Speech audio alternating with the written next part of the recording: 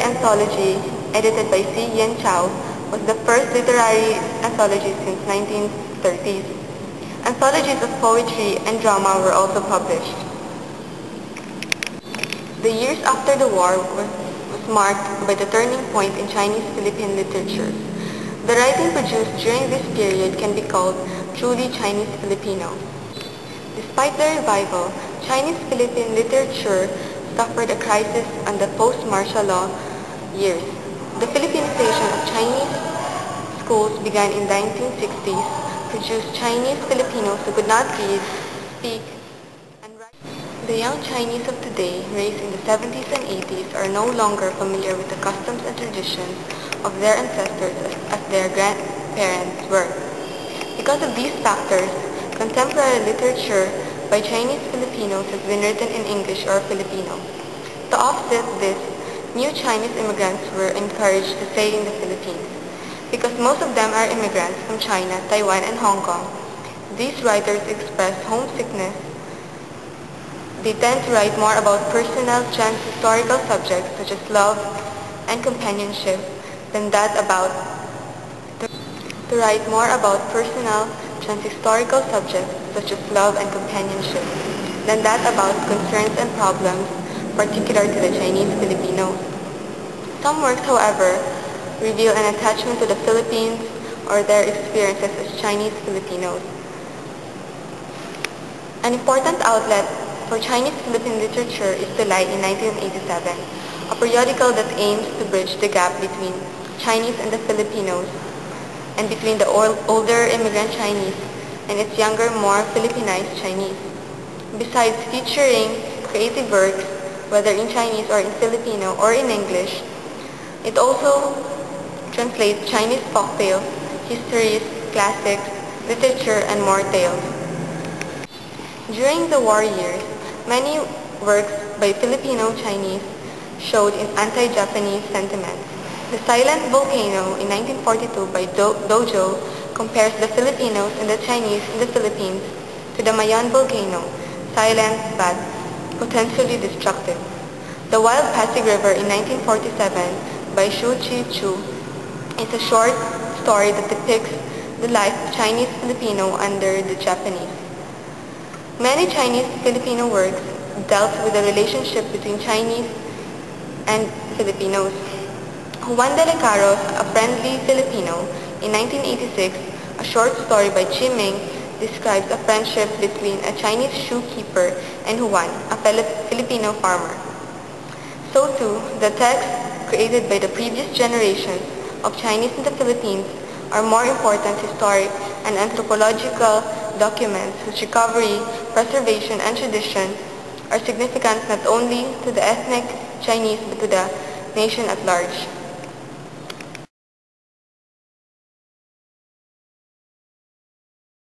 The charm of mixed blood, just as if, flashes through my mind, mixed with those of Spain, of America, of China, and of Luzon Island where Sampaguita's fragrance wafts around. And mixed blood, they say, are all beautiful. It also signifies a pluralistic kind of cultural background, various languages, widely different customs, behaviors, religious worshipping, and lifestyles. Like people of all colors gathering in a big city, full of mysterious, complex, enchanting flavor. Considerable period in the Philippines. In this paper, I choose to focus on poetry, a powerful tool to metamorphosize, to conjure up counter-troops of big figures for alternative. Ideology. Good morning, children. Today, I will tell you a wonderful story written by Caroline Howe, which is entitled The True Story of Life. The story talks about an old man named Casocot, who had been at some point in his life a baker, a shopkeeper's apprentice, taho vendor, a vegetable hawker, guerrilla, and a communist fugitive.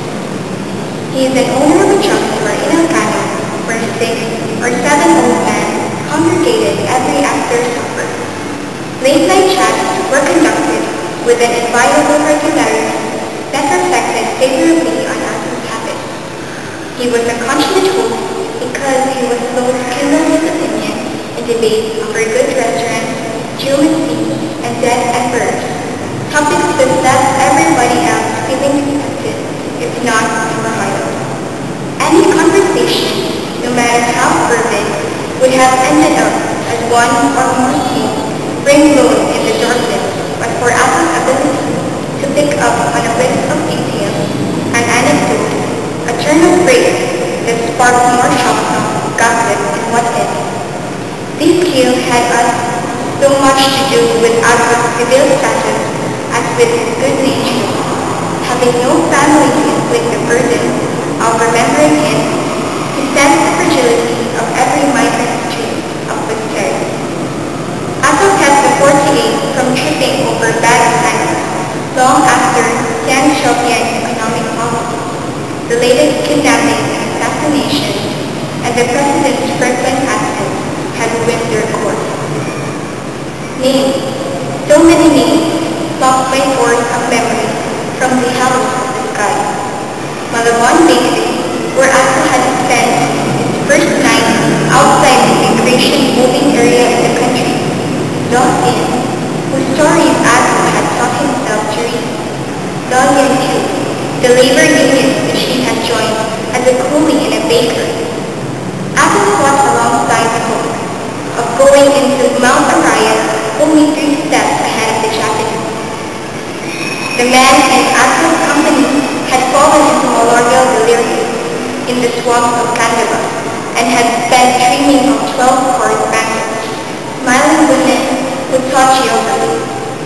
When they finally awoke from the war, Apple and his friends found themselves on the run because the government, with more than a little help from a few zealous turtles among landmen, had decided that the country really was crawling with disloyal and ungrateful communists like Apple. When the political winds relented a little, Apple picked himself up in a small town and adjusted the man's aliases and family history promptly. He later found out that 2 of his friends had been deported to Taiwan, while several others had disappeared into the crevices of the southern provinces. Apple was one of the few, the 48 among them, who made their way to Manila to begin yet another lifetime of acting out a living. By 1984, he and Richard Wong and Ashley had rifted through their deepest pockets to open a drugstore. The year before, he had seen on TV a huge crowd surround the coffin of a man who still wore the blooded clothes he had died in. He had been surprised that the sight of such a huge crowd failed to move him. Apple's world had shrunk to a room above the drugstore. He prepared the frightful tension of ambushing Japanese troops to the slow dread of keeping the next day's appointment with his chamber pot. By his first visit to China in 46 years, he had welcomed news about the establishment of diplomatic ties with China. Then, had spent the next few years saving every centavo he could from selling baguladas and pumpkins in Victoria. In early May 1984, Apple visited Singkong, not knowing that he was acting like a terrorist in more than a legal sense, armed with a camera that was all set to capture the white sand and pristine waters and curving peaks in Kodak color. Some nights of the 2 weeks that he spent in Singkong, he slept on a foldable bed that he had borrowed from his aunt, a bed just like the one he had slept on for years in the past. He visited the tombs of his parents, the temple, and lived jousting to the 13 generals and their escape, as he had done to their replicas in Manila. But like all the tourists, Apple left Singkong at the end of 2 weeks, feeling as though he had outstayed his welcome. He had, after all, gotten all what he came for, and that's the end of the story. Salamat, Cheche. Ngayon, naiintindihan ko na ang tunay na kahulugan ng pagiging isang Chinese-Filipino. Sana naiintindihan nyo rin. Cite!